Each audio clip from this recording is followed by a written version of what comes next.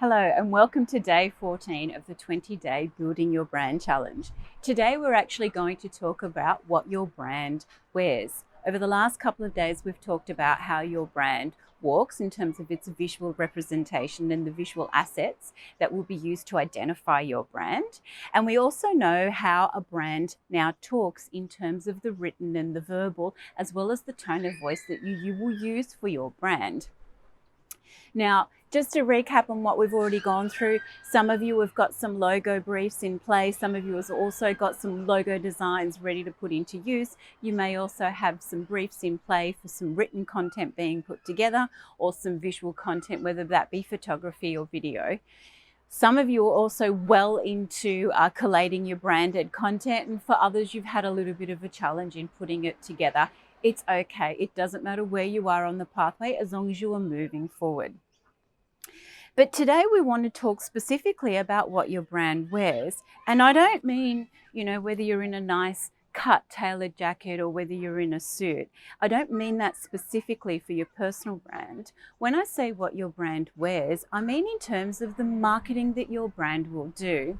Now, this is specific to both a personal brand as well as a business or a product brand. And the reason that I refer to it in terms of what it wears is, again, if your brand was a living, breathing person, we know how it walks, we know how it talks, but what does it wear in terms of the kind of marketing that it would do? And most people don't actually put that into context for you like that, because most people think that marketing the brand is separate from branding the brand, when in essence it's not. So let's understand the definition of what marketing is.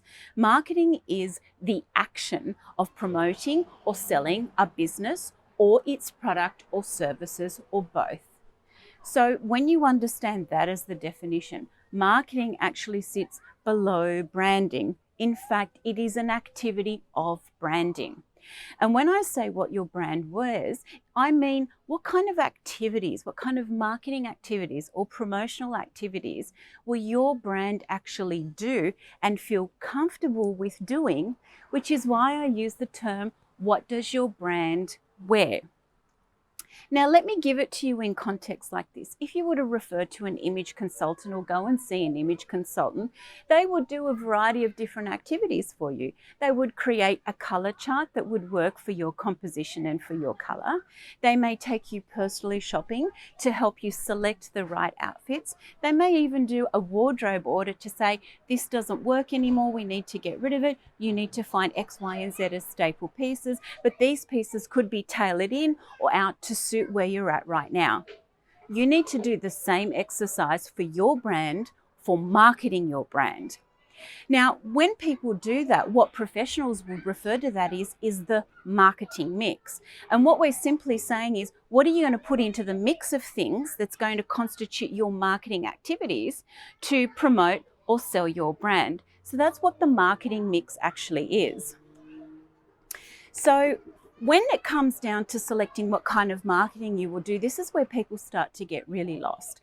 And what I say is pick 3 exercises, 3 activities that you're comfortable doing, and only do those and do them really, really well. Make sure that you've got them consistent when you're doing that. And in the next 7 days, I will actually give you something that will help you market your brand a little bit easier. But for the purpose of today's exercise, what you need to do is understand what marketing activity actually is.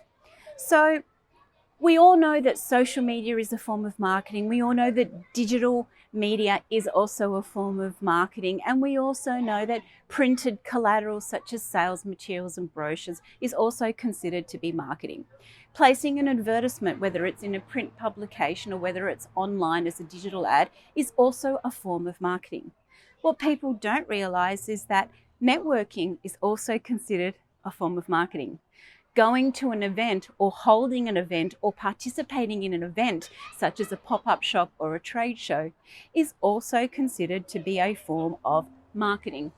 A podcast, a video series, a YouTube channel, any form of video is also considered to be marketing. Contact that you have with your customers or your clients in the way of before, during, and after the sales process is also considered to be a form of marketing. And let's not forget promotional products and offline media, i.e. you don't need technology to use it or to engage with it. That could be experiential, that could be product seeding, giving away some of your product for people to test or to use. That could be actual samples or actual printed material that people would actually engage with and use, so they would interact with it without the need of digital or technology. So now that you understand that they are all the different types of marketing that you can do, obviously there's higher levels of it and there's lower levels of it. Your exercise for today is to spend half an hour in selecting 3 to 6 of the marketing exercises that you either know how to do or that you would feel comfortable doing for your brand. Within that half an hour, once you've selected your 3 to 6, then go back to your brand anatomy document, have a look at your vision board and your mood board, and see if those 3 to 6 marketing activities that you have selected fits within your overall brand's perspective and your overall brand's visual identity. If they don't, you need to go back and change them. And if they do, but you're not quite sure how to execute them or what you can do with it, then park that for the moment, because that will actually come within the next 7 days. So stay tuned for day 15 and 16, where I start to talk about the 6 different ways that you can differentiate your brand. I actually use 13, but I'm going to give you the top 6 that never fail for any brand, irrespective of the life cycle, whether you're in startup or you've been established for quite some time. So I'd love for you to share your results with me. Let me know if you've got any questions. PM me, comment things up. Of course, if you know someone that would benefit this challenge, please share the love. You know what to do. Stay tuned for tomorrow's episode.